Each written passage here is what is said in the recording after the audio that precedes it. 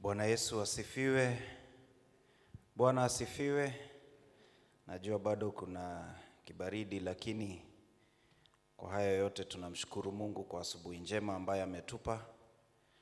Nashukuru kwa ushirika huu, ibada hii ambayo ni ya mapema sana.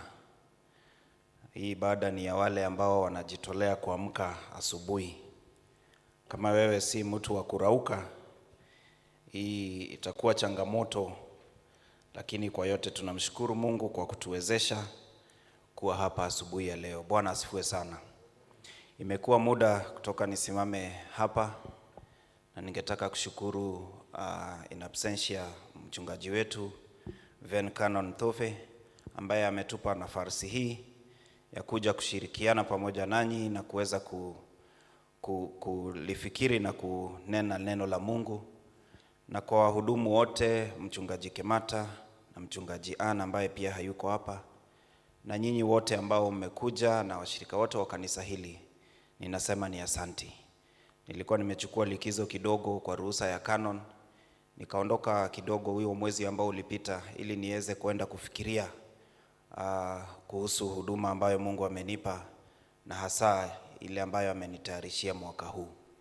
Na kama vile tumekuwa tukiongozwa kwa mwezi ambao umepita kuhusu kurudi katika misingi, na somo letu la kwanza lilitoka pale kitabu cha Matendo ya Mitume, na ndio imekuwa theme yetu, ama imekuwa ndio kilelezo chetu ambacho tulipewa na baba askofu, kurudi katika misingi ya Ukristo. Na leo tutakuwa tukizungumza kuhusu ushirika. Ninashukuru mama Munjiro ambaye ameimba wimbo na akatukumbusha ya kwamba nyakati hizo kulikuwa na kikundi ambacho kilikuwa kinaitwa Tukutendereza. Na wale ambao wamesonga kimiaka, I am sure mnaujua umuhimu wa hicho kikundi. And they were very strict. Walikuwa na maadili ambayo yametusaidia hata sisi ambao tumekuwa na wazazi ambao walikuwa wa hicho kikundi. Kuna mambo ambayo wewe mwenyewe kama mtoto wa wazazi ambao walikuwa wa kile kikundi hauwezi kufanya hata wakati wa leo. Kwa sababu gani? Kwa sababu kuna mambo ambayo ulifunzwa ambayo ni ya muhimu sana katika maisha ambayo tunaishi. Na leo ningetaka tufikirie kwa ufupi kuhusu umuhimu wa kuwa pamoja. Umuhimu wa kuwa pamoja, or rather the power of belonging. Katika kitabu cha Matendo ya Mitume pale 42 hadi 47, Biblia inasema wakawa wakidumu katika fundisho la mitume na katika ushirika na katika kumega mkate na katika kusali.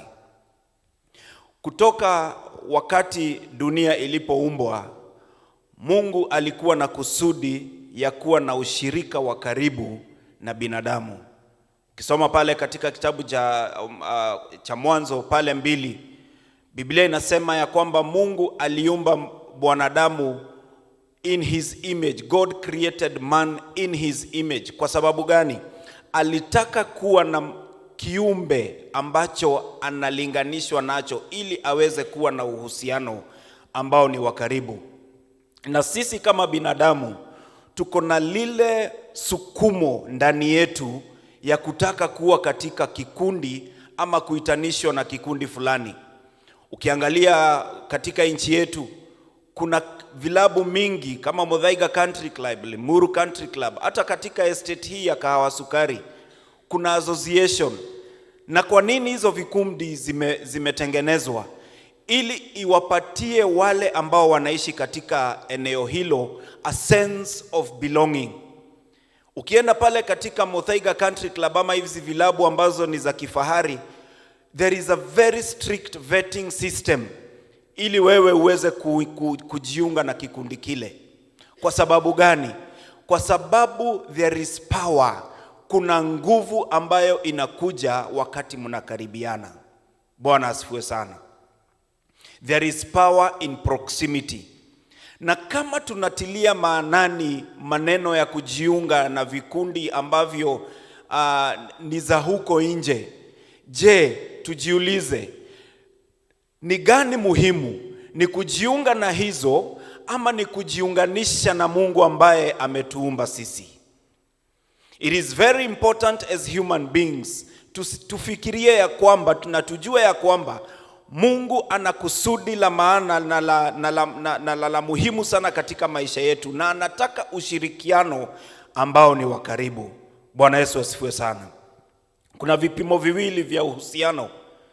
Kuna kipimo cha umungu, uhusiano wetu wa ndani na ushirika wa Mungu, na kuna uhusiano ambao ni wa binadamu ama wa kijamii, uhusiano wetu na watu wengine. Lakini cha kupatia kipaumbele ni uhusiano wako na Mungu. Ni nia ya Mungu alipoumba mwanadamu kuwa na huo uhusiano. Sababu yetu ya kuomba, sababu yetu ya kusoma neno la Mungu, sababu yetu ya kuja katika kanisa kama siku ya leo, ili tuweze kurejeshwa katika ule uhusiano ambao ulikuwa wa kwanza. Katika kitabu cha Yohana wa kwanza mstari First John chapter 1 kutoka pale 6 hadi 7, Biblia inasema tukisema ya kwamba twashirikiana naye ambaye ni Mungu, tena tukienenda naye tukisema ya kwamba twashirikiana naye tena tukienenda naye katika njia ambazo sio za ukweli, twasema uongo wala hatufanyi ukweli, bali tukienenda nuruni. If we walk in the light, if we walk in darkness, we do not speak the truth. But if we walk in the light, kuna kama yeye alivyo katika nuru, twashirikiana sisi kwa sisi na damu yake Yesu mwana wake ya tusafisha kwa dhambi zote. Tunapewa mwaliko na Mungu ya kwamba tuenende katika nuru. Uhusiano wa Mungu na binadamu ni uhusiano wa nuru. Kuna mambo ambayo yamekuwa kifanyika katika society yetu wakati huu, na kuna wengi wamekuwa kisema mimi niliacha kanisa lakini sijaacha Mungu.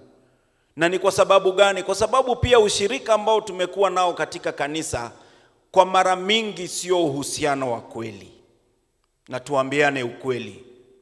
Bwana asifiwe. Tumejiingiza katika vikundi ambavyo vikianza vilikuwa vya maana sana. Tulikuwa tunaungana kwa sababu ya maombi. Tulikuwa tunaungana ili tuweze kujua neno la Mungu. Lakini hivyo vikundi vimegeuka kuwa mambo ingine. Vimegeuka kuwa vikundi vya masengenyo na kufanya mambo ambayo sio ya kimungu. Katika kanisa hili tuko na clusters, tuko na fellowships.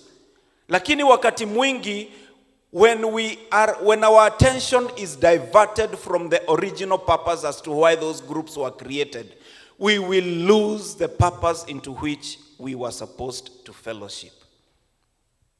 Bwana asifiwe sana. Mungu anatupatia mwaliko ya kwamba uhusiano wetu na yeye uwe uhusiano ambao ni wa mwangaza.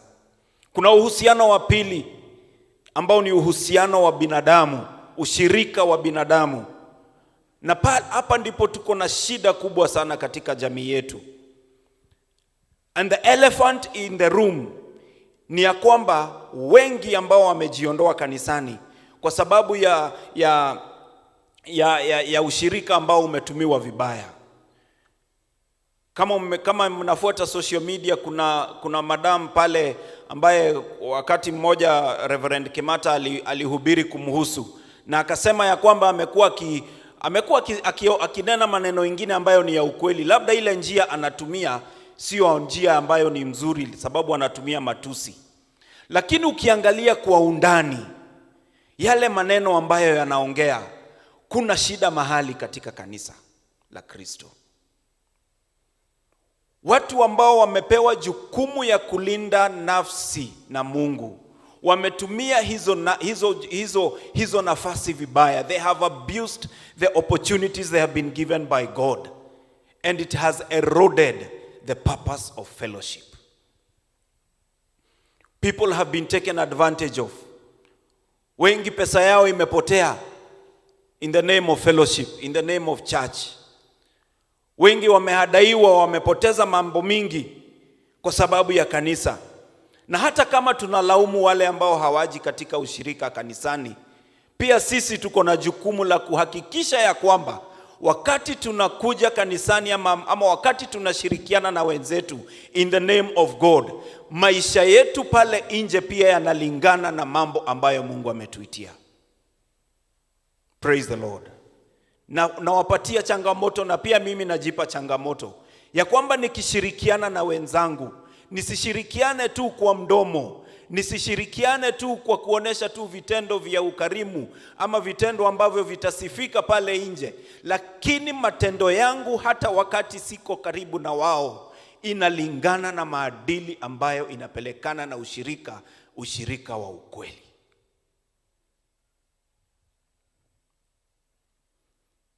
Kwa nini ushirika? Kwa nini tujiunge katika ushirika? Kitu cha kwanza ni ulezi. Ushirika unatusaidia katika ulezi, what we call mentorship. Ushirika huwa jukwaa la uhamisho wa hekima kutoka kizazi kimoja hadi kingine. Kama hatukushirikiana na watu ambao wamekuwa ni wazee kutuliko, hekima ambayo tuko nayo saa hii hatungekuwa nayo. When you have fellowship, you are able to be mentored. La pili, ushirika unakupatia nafasi ya kujifunza. Tunajifunza zaidi tukiwa katika kampuni ya wenye hekima. Katika kitabu cha Methali 13 pale 20, Biblia inasema, enenda pamoja na wenye hekima, nawe utakuwa wa hekima, bali rafiki wa wapumbavu ataumia. If you want to be wise, associate with the wise, but a companion of fools shall be destroyed. Sisi kama Wakristo tukitaka kuishi maisha ambayo ni ya hekima, lazima tuwe na ushirika ambao ni wa karibu.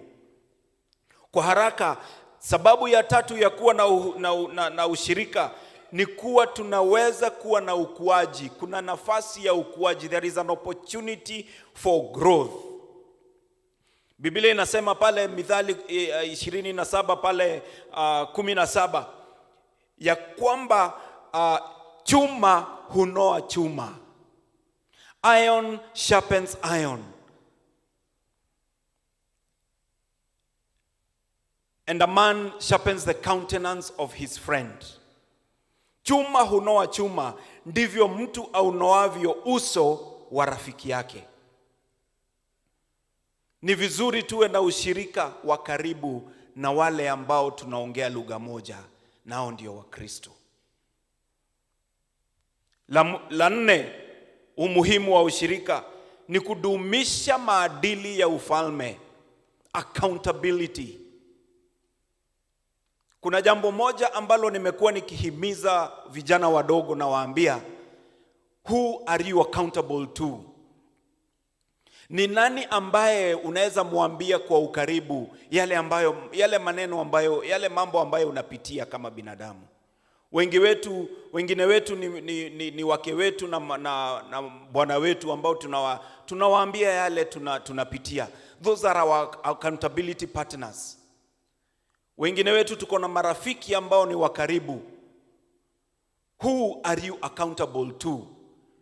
Kama wewe hauhusiki na ushirika wa kanisa na ushirika wa karibu na wale ambao mmekuwa mkiongea lugha moja ya Ukristo, it is very hard for you to be accountable. Ushirika wa pamoja unaleta baraka zake. Sitasoma lakini ukisoma Zaburi 122 na 133 inaongea kuhusu umuhimu wa kuwa na ushirika wa pamoja. Somo letu la pili tulisomewa pale kitabu cha Yohana 5, nikikuja kumalizia pale 1 hadi 7. Na huyu mtu ambaye alikuwa mlemavu, malalamiko yake ya ule mtu hayakuwa kwamba maji hayakutibuliwa. Hapana. maji ilitibuliwa, uponyaji ulikuweko. Kama ni kupona, angepona kitambo sana, lakini kwa miaka 38 alikaa pale. Kwa sababu gani? Alipoulizwa na Yesu kwamba kama anataka kupona, alisema ya kwamba mimi sina mtu ambaye anaweza nirusha pale ili niweze kupona. Gharama ambayo alilipa ni miaka 38. Kukosa kwake uhusiano kulimgharimu miaka 38. Wakati unajitenga, wakati unakaa kando na mambo ambayo ni ya Mungu, there is a lot that is at stake that you will lose. Muhimu zaidi, eka Mungu karibu. Yesu ndio alimpona, lakini labda kama alikuwa na ushirika na watu ambao alikuwa anaishi nao, kama alikuwa na ushirika wa karibu na familia yake, labda uponyaji wake ungekuja mapema sana. But his healing was delayed because of lack of fellowship. Bwana asifiwe sana. Ningewaomba na ningewasihi katika jina la Yesu Kristo, tuwe na ushirika. Muhimu wa kwanza, tuwe na ushirika wa karibu na Mungu, na muhimu wa pili, tuwe na ushirika na watu ambao tunaongea lugha moja, ambao ni Wakristo wenzetu. Kama wewe sio member wa cluster, kama wewe sio member wa fellowship, ningekusihi uone wazee wa kanisa ili waweze kukuelekeza mahali utaingia. It is very important. Wacha niseme hili nikimaliza. And this is a challenge, maybe I don't know, but it is a challenge to all of us. Ya kwamba wakati mwingine wahudumu na hasa vika wetu wanakuwa na changamoto kubwa sana. Wakati mmoja wetu katika kanisa anapatwa na jambo ambalo linahusu kanisa, na swali la kwanza anauliza, huyo mshirika ni wa wapi na ni nani? Kama umeingia katika vikundi na unajulikana katika cluster, unajulikana katika fellowship, unajulikana katika mtaa, unajulikana umeingia labda kwa praise and worship, uko kwa asha, uko kwa huduma, kila mtu hapa ako na jambo ambalo anaweza lifanyia kanisa. Kila mtu hapa. Hata kama ni maombi. Kama huwezi simama mbele kama wengine wetu, unaweza omba, unaweza kuwa mtu ambaye anaomba, uingie katika kikundi cha intercessory, wale ambao wanaomba. There is something that each and every one of us can do. Lakini saa zingine kunakuwa na changamoto. Wakati mmoja wetu anapatwa na jambo ambaye, na ni mtu ambaye hajaingiana sana na watu, napata huku nje watu wakiuliza, na huyu ni nani? Simjui. Saa zingine kwa vikundi zetu za WhatsApp inabidi picha yako iwekwe pale ndio watu waweze kukujua. Mungu atusaidie ili tuwe na uhusiano wa karibu. Wa kwanza ni Mungu, na wa pili watu ambao tunashirikiana nao. Katika jina la Mungu Baba, la Mwana na la Roho Mtakatifu.